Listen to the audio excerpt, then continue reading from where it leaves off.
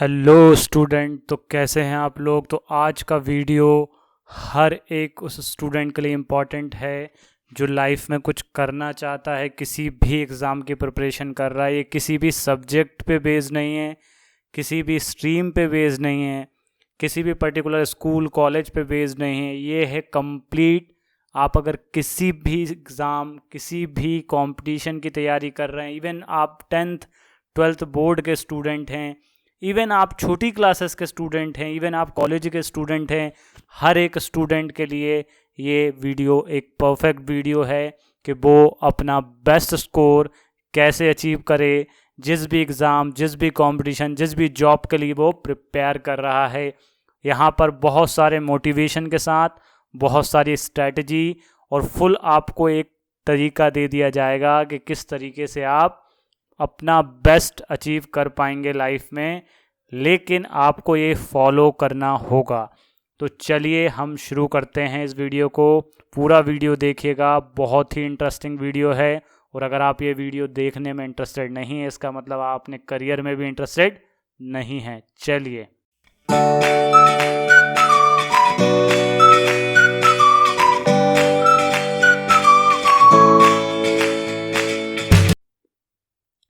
तो ये बुक है हमारी, एक समझ सकते हैं आप, एक बुक है जिसमें आपको बताने वाले हैं हम how to score your best in any exam.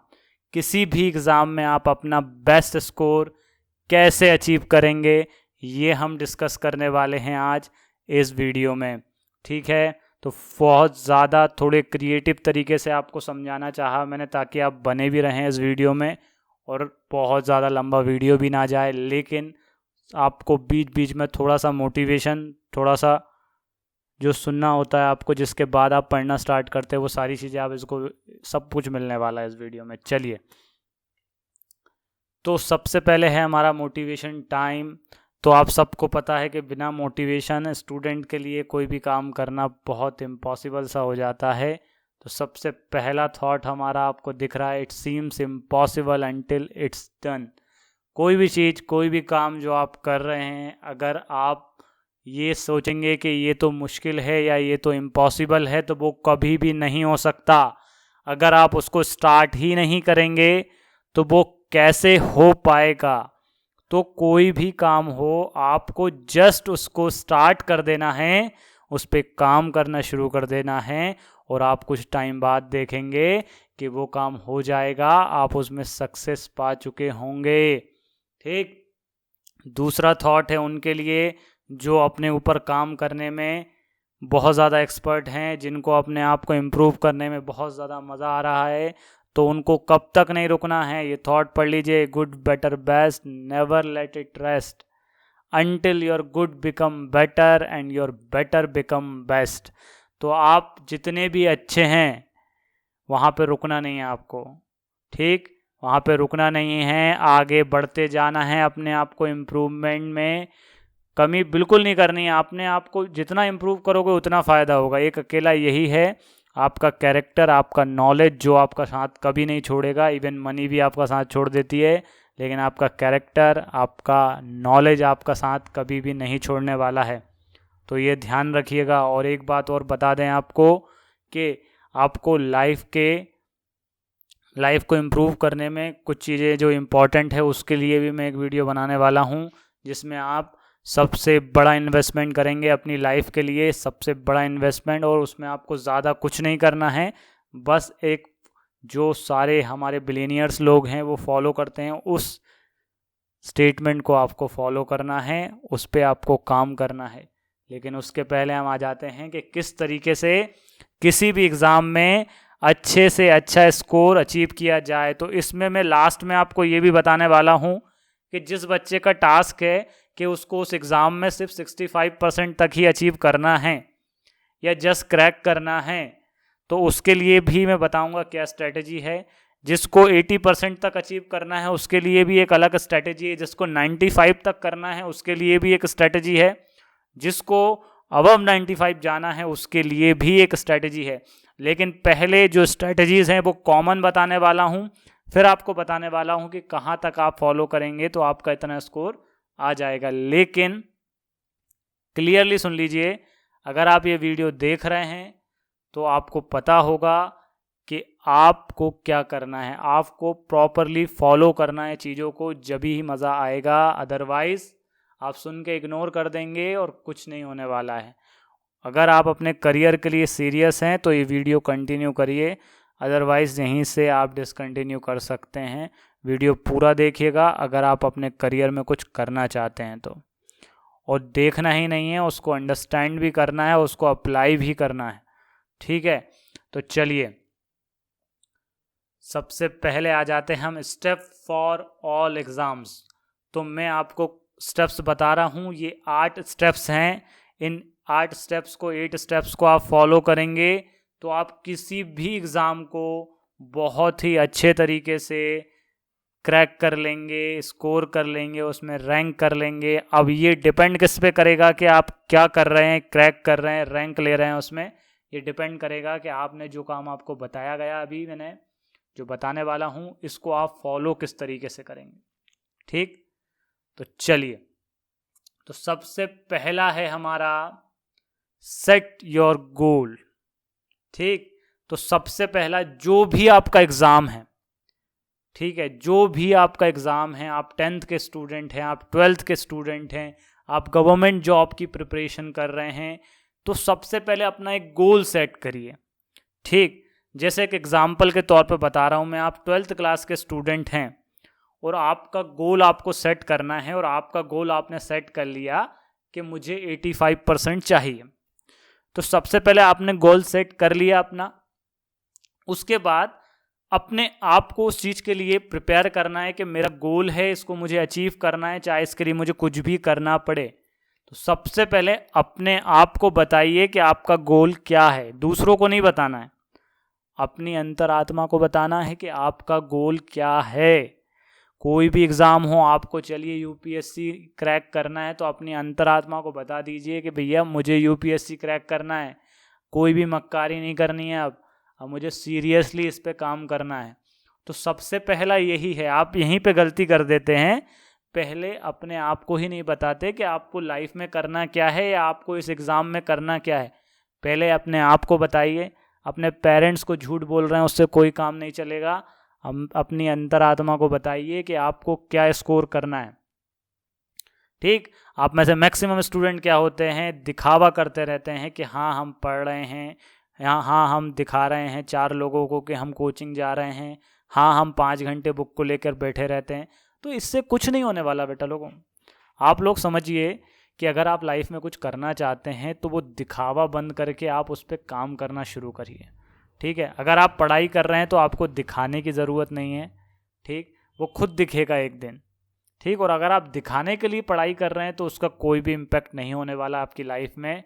तो आपको क्या करना है, सबसे पहला सेट योर गोल।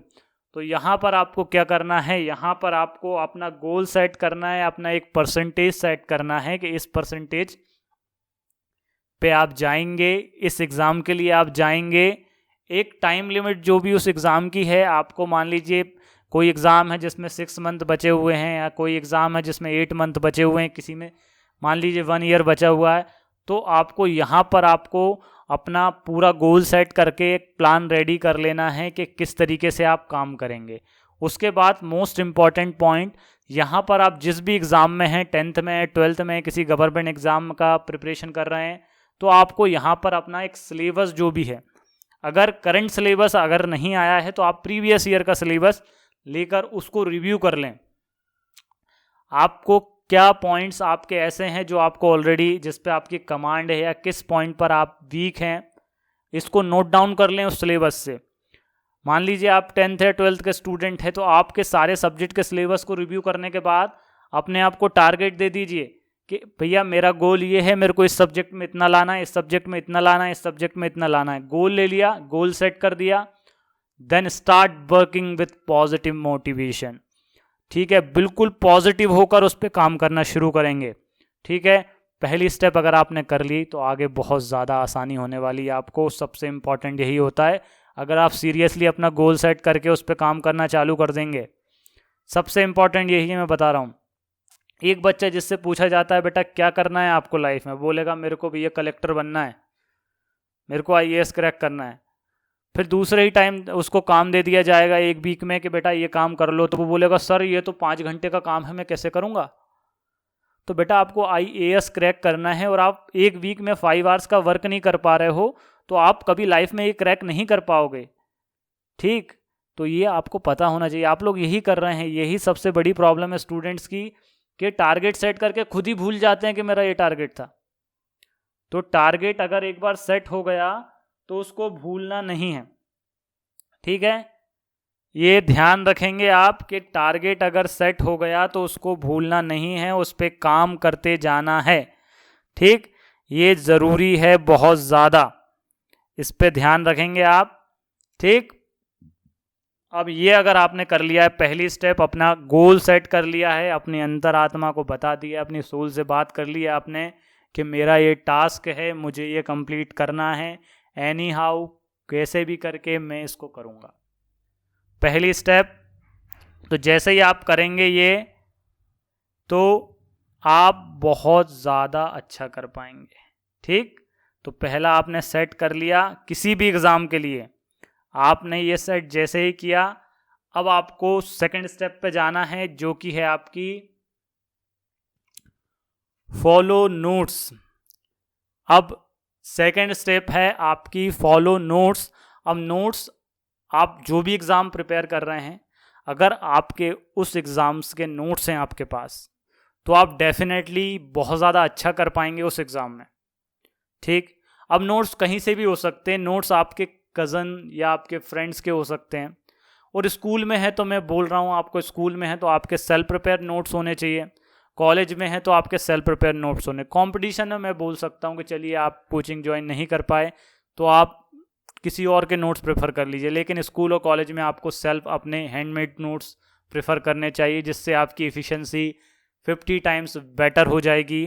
ठीक, तो आप क्या करेंगे, नोट्स को फॉलो करेंगे, जिससे आपकी एफिशिएंसी बढ़ेगी। और एक सबसे बड़ा पॉइंट, आप जिस नोट्स को एक बार फॉलो कर लेते हो, उसी नोट्स को हमेशा फॉलो करना है जब तक वो एग्ज़ाम क्रैक ना हो जाए।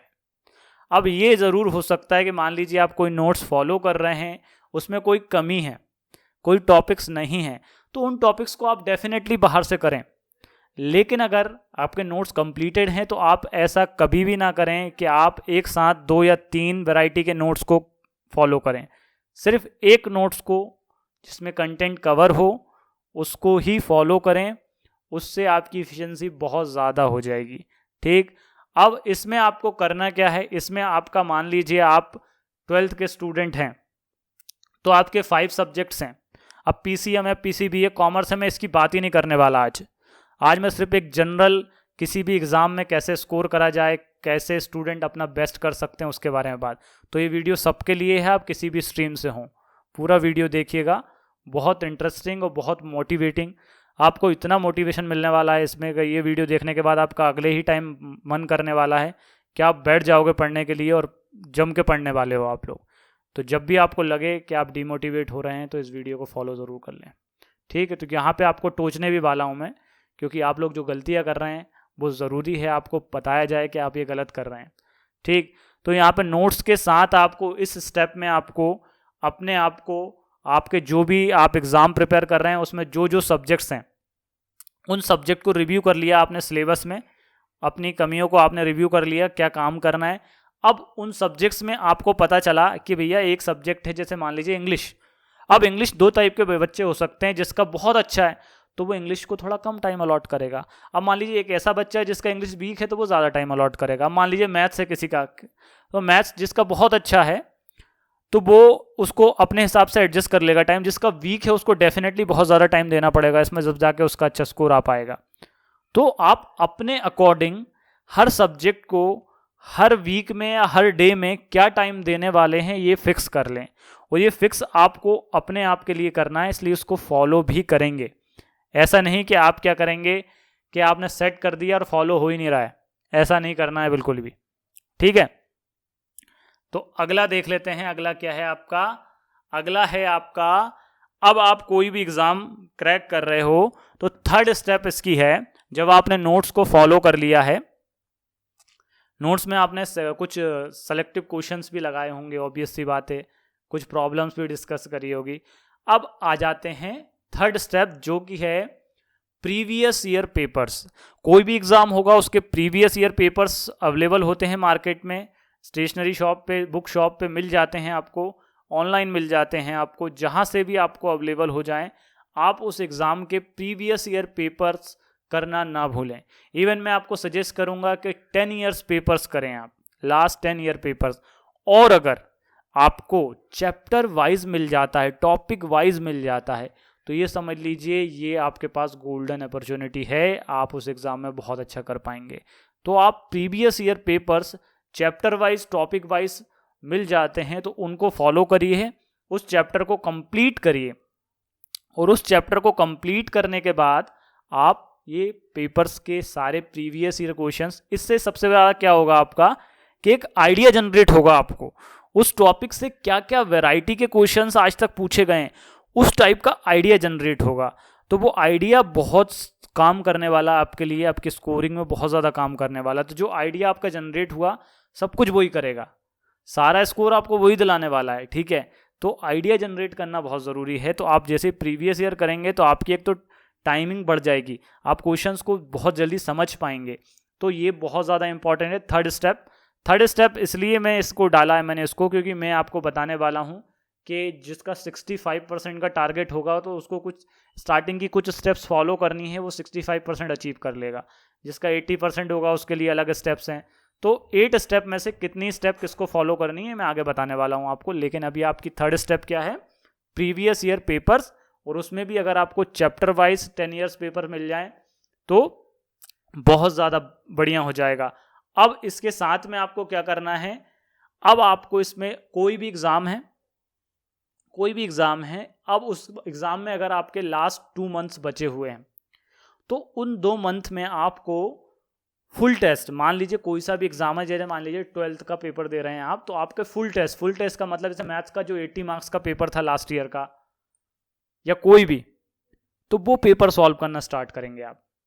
अब फुल टेस्ट देंगे, लास्ट के 2 मंथ में फुल टेस्ट देना है, ठीक। तो फुल टेस्ट से फायदा क्या होगा, फुल टेस्ट से फायदा होगा कि आप एक देख लेंगे कि स्कोर क्या आ रहा है आपका, ठीक। उस स्कोर को देख के और अपने आप को पुश करेंगे कि और अच्छा है और अच्छा है और अच्छा है। तो ये एक आपका एक फ़ायदा हो जाएगा।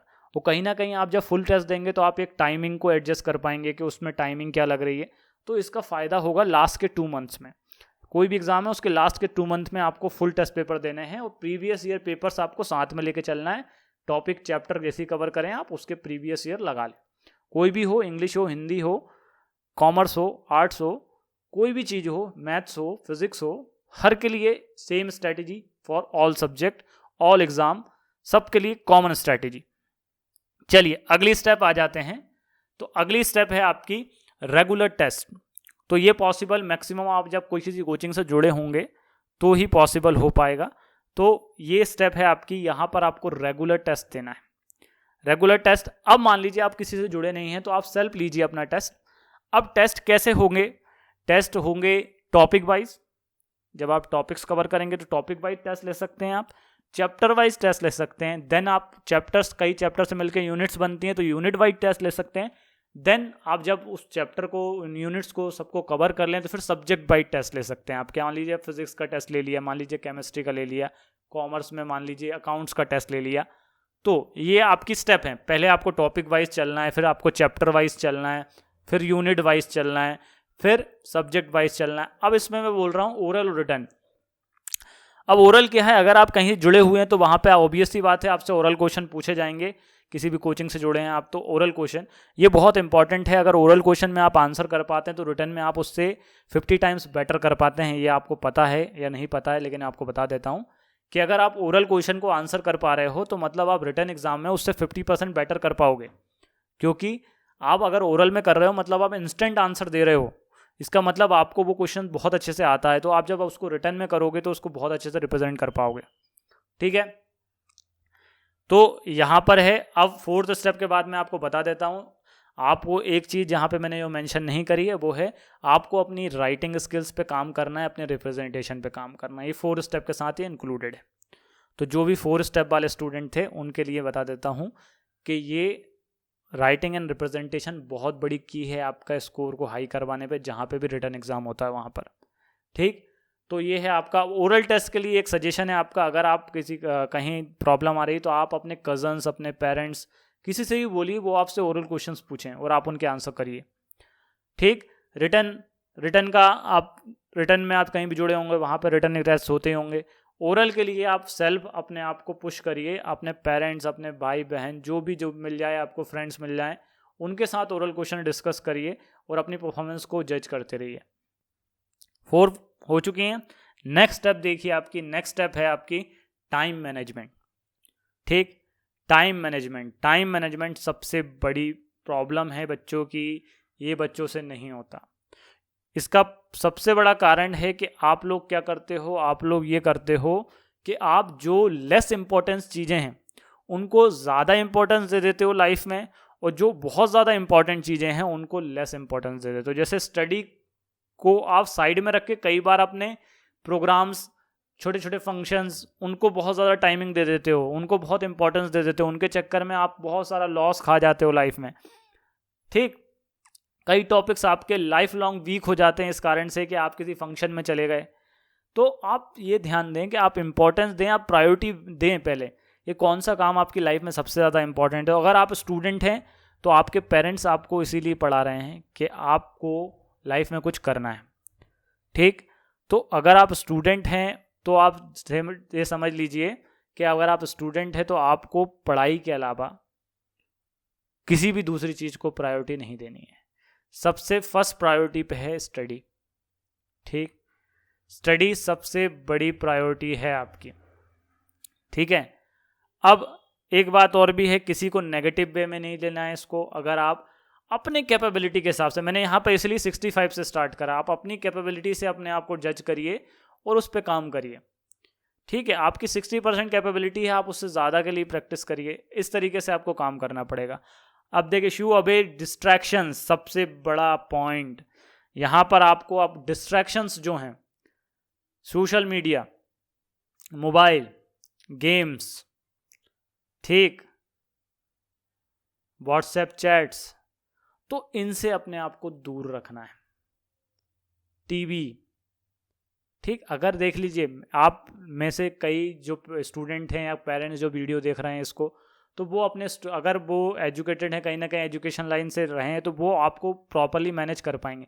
लेकिन इंडिया में अभी करंट सिनारियो ऐसा है कि 70% पेरेंट्स ऑलरेडी उस लेवल तक एजुकेटेड नहीं हैं, तो वो अभी प्रॉब्लम फेस करते हैं, क्योंकि वो जज नहीं कर पाते कि उनका बच्चा लीड कर रहा है कि मिसलीड कर रहा है उनको। मतलब जो मोबाइल डिमांड कर रहा है वो अच्छे के लिए कर रहा है, बुरे के लिए कर रहा है, तो वो जज ही नहीं कर पाते हैं।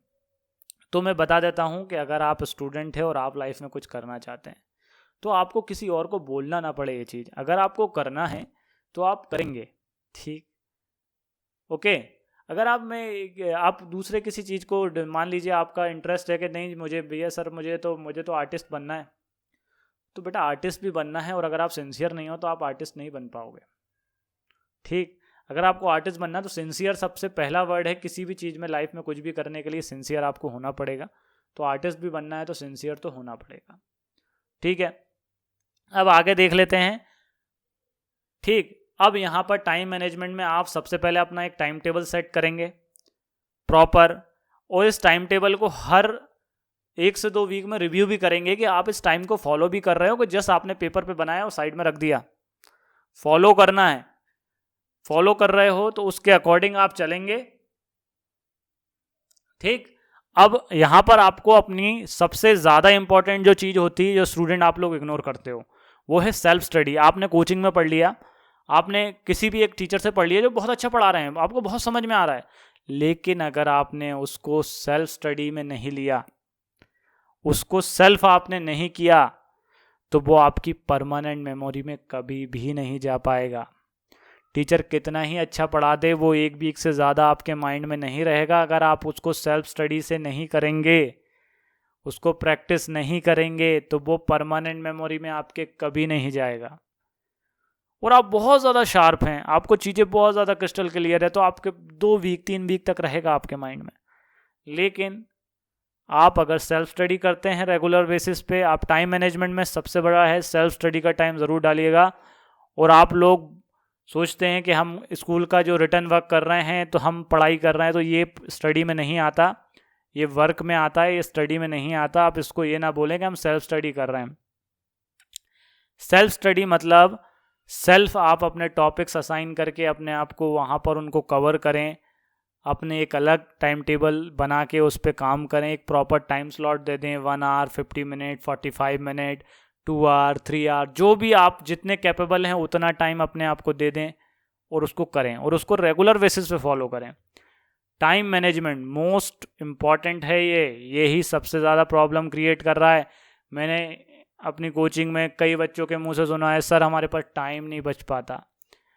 अरे बेटा, आप लोगों का टाइम, आपसे ज़्यादा टाइम किसके पास होगा लाइफ में? स्टूडेंट्स हो आप, आपको सिर्फ पढ़ाई करनी है, आपसे ज़्यादा टाइम किसी के पास नहीं है। आप लोग कब समझेंगे? जब आप बड़े होंगे, जब आपको पता चलेगा कि टाइम किसको नहीं मिलता। ठीक, तो नेक्स्ट पॉइंट आपका आ रहा है 6 point revision the key to success. तो सबसे बड़ा इंपॉर्टेंट पॉइंट है ये कि रिवीजन। अब अगर आप किसी भी टॉपिक को पढ़ते हैं, आपको परफेक्टली आ जाता है, और अगर आप उसको रिवाइज नहीं कर रहे हैं, अगर आप उसको रिवाइज नहीं कर रहे हैं तो समझ लीजिए वो टॉपिक ज़ीरो होने में ज़्यादा टाइम नहीं लगेगा। तो रिवीजन करना मोस्ट इंपॉर्टेंट है। रिवीजन पे एक सेपरेट वीडियो बनाऊंगा डिटेल में कि कैसे चीज़ों को परमानेंट मेमोरी में डाला जाए, अभी भी बताऊंगा आपको, लेकिन उसमें वो बिल्कुल डिटेल में बताने वाला हूँ। यहाँ पर भी बताऊंगा कि रिवीजन किस तरीके से करें। पहले तो रिवीजन होगा आपका, आपने एक डे, किसी भी दिन आपने पर्टिकुलरली स्कूल, कॉलेज, कोचिंग में जो भी पढ़ा, तो उसको उस दिन के ख़त्म होने के पहले उस सारे कंटेंट को एक बार रिव्यू ज़रूर करें, रिवाइज ज़रूर करें। फर्स्ट, ये आ गया आपके डे रिवीजन के अंदर। ठीक है, फिर है आपका वीक रिवीजन। तो वीक रिवीजन में आपने उस वीक के अंदर जो जो पढ़ा, आपने उस वीक के अंदर जो जो पढ़ा है, उस सारे कंटेंट को आप उस वीक के एंड में रिवाइज कर लेंगे।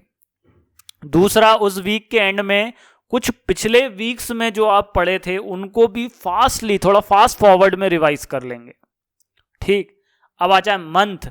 तो मंथ के लास्ट 3-4 डेज आप देंगे, उस पूरे मंथ में आपने जो जो पढ़ा, उस पूरे मंथ में आपने जो जो पढ़ा, उस पूरे मंथ का कंटेंट रिवाइज करने के लिए देंगे लास्ट के 3 to 4 डेज। और लास्ट एक दिन एटलीस्ट दे देंगे कि जो पिछले मंथ्स में आपने पढ़ चुके हैं उनको फास्ट फॉरवर्ड में एक बार रिव्यू कर लें। अगर आप ये स्ट्रेटेजी फॉलो कर रहे हैं ना, तो आपको अपनी लाइफ का बेस्ट स्कोर अचीव करने से कोई भी नहीं रोक सकता है। सबसे इम्पॉर्टेंट है रिवीजन की स्ट्रेटेजी। ठीक है, अब यहाँ पे सबके साथ आपको एक मोटिवेशनल आपका टीचर आपके साथ जुड़ा होना बहुत ज़रूरी है, जो आपको पुश करता रहे टाइम टू टाइम, क्योंकि उसके बिना आप सरवाइव नहीं कर पाओगे। एक आपको गाइडलाइंस, आपके सजेशन, वो बहुत ज़रूरी हैं। ठीक, तो ये भी एक इम्पॉर्टेंट है, आपके पास एक ऐसा टीचर होना चाहिए जिससे आप सारी चीज़ें डिस्कस कर सकें, जिससे आप सारे टाइप का नॉलेज ले सकें। ठीक, तो आप एक टीचर ऐसा आपकी लाइफ में ज़रूर हो, वो आपको बहुत ज़्यादा हेल्प करने वाले हैं आगे तक। ठीक, तो 6 पॉइंट हो चुके हैं। 7th पॉइंट है कम्पीट विथ योर सेल्फ। अपने आप से ही लड़ाई करें, आप अपने आप को ही हराएं। ठीक, अपनी वीकनेस पहचानें, उन पे काम करें और अपने पुराने वर्जन को वीट करके अपना बेस्ट वर्जन बनाएं। ठीक, ये ध्यान रखना है आपको। अगर आपको अच्छा स्कोर चाहिए, ये 95% वालों के लिए बात हो रही है, you have to defeat your past at any cost. ठीक, मतलब आप अपने पुराने वर्जन को डिफीट करेंगे किसी भी कॉस्ट पे, जब ही इम्प्रूवमेंट होगा। अगर आप अपने पुराने वर्जन को डिफीट नहीं कर पा रहे हैं, इसका मतलब आप इम्प्रूव कर ही नहीं रहे हैं। तो समझ लीजिए, ये पॉइंट है अपने आप से लड़ाई करने का। अपने आप के जो जिस लेवल पे आप है उस लेवल से अप कितना जा रहे हैं कितना नहीं जा रहे हैं इसका, तो ये ध्यान रखेंगे, ठीक है। तो अपने आप को चेक करना है इस पॉइंट पे आपको, ओके। तो जितना ज़्यादा आप इम्प्रूव करेंगे उतना ज़्यादा अच्छा होगा। चलिए अब आगे देख लेते हैं last point, utilize each and every minute.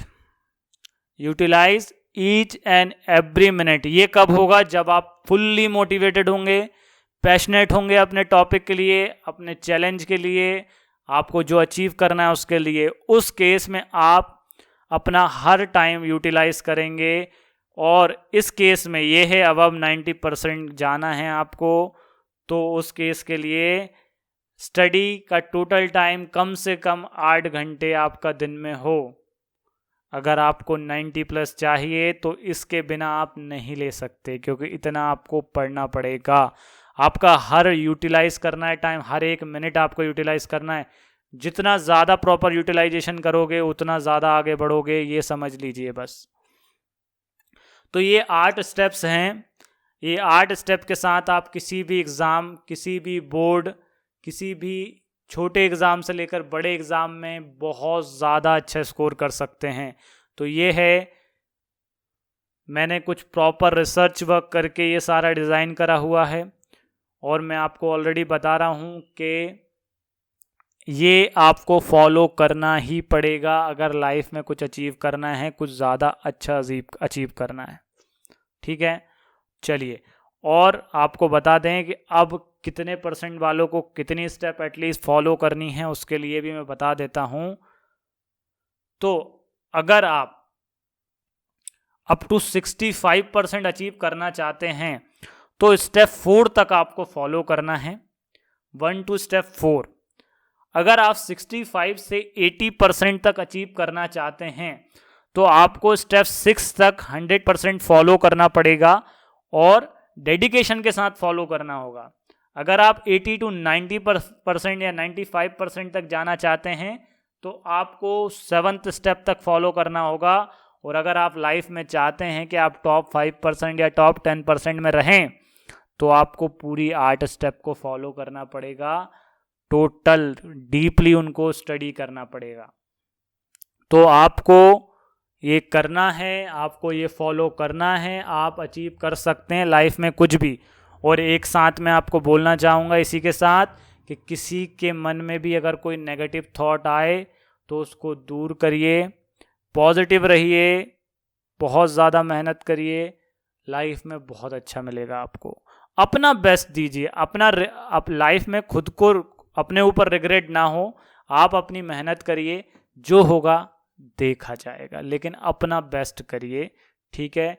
और आप में से अगर कोई भोपाल में हैं, हमसे इंटरेक्ट करना चाहते हैं तो हमारी कोचिंग आपको दिख ही रही है, द बूम इंडियन अकेडमी, तो हमें से इंटरेक्ट कर सकते हैं, वेबसाइट विजिट कर सकते हैं, वहाँ से कॉन्टैक्ट नंबर हमसे कॉन्टैक्ट कर सकते हैं, ठीक।